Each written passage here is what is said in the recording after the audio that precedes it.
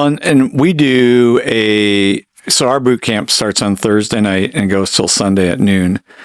And a lot of guys go, "Oh, I don't know if I can take off that much. Too much, time." Vic. Yeah, I can't do that, Vic. right. But it's 66 hours. That's all it is.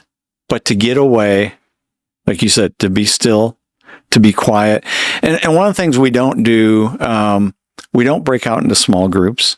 We don't sit there and sing Kumbaya. We don't go, hey, group hug, that kind of thing. It's more of a one-on-one with you and God. Tell me all your struggles, Vic. Yeah, no. But and actually, if Sean said, tell me all your struggles, I could BS my way through that. Right. And go, oh, everything's good. I'm doing great.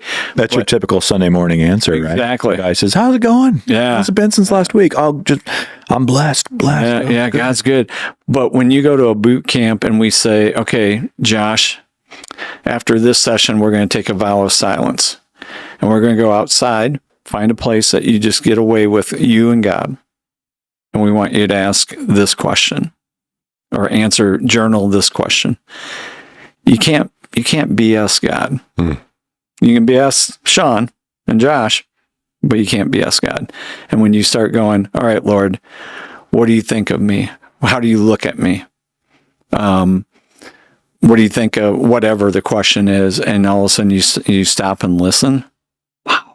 It can be powerful. Yeah, and each session really builds upon the other one.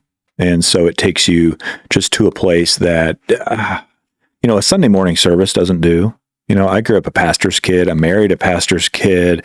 I've been to every men's event under the sun for the past 40 years almost. And whether I was a kid that was just drug along for the nice little potluck men's dinner, to Promise Keepers, to you name it, and all these different events. And there's nothing like this because it's not about men in front of other men and you're trying to pose, you're trying to be someone that you think other men want to see you as, or that you want to be seen as. But in the truth, it's you and God. And yeah, you're there with other men. And I think that's the most comforting part, is that you're all uncomfortable in a way because you're asking questions to God. Who am I? What do you mean when you mean me? What does it mean to, find rest in you and find my identity in you, God, and not in what my wife says, what my boss says, what my employees say, what my clients say. There's so many different ways that we take that question of, do I have what it takes? I think about little boys in a ballpark. I took my daughter to soccer practice last night, and she's like, well, what if I get hurt? What if I am not good enough? What if this? And that's the question. As we grow up, we continue to ask that question: do I have what it takes? Do I have what it takes here? And we take that question to the wrong place all the time. And when we take it to God, God says, "You are my son. You are a king. You will be." And you're finding your identity in what God says is who you are. And it's just something completely different. I love and hate the term self-help because I can't help myself. I really can't. And we have all these self-help books. And the truth is, the answer is Christ help. Yeah. There's something in that. And it's funny because people will look at you and they'll say, oh, well, you must have something I don't. We hope they say that at least. But in truth, we have the Holy Spirit in our lives. And we have that direct connection to God. And we don't tap into that the best way because why? Our lives are so busy. Our wife needs us to do this. Our kids need us to do this. I'm working 2 jobs. I'm just going.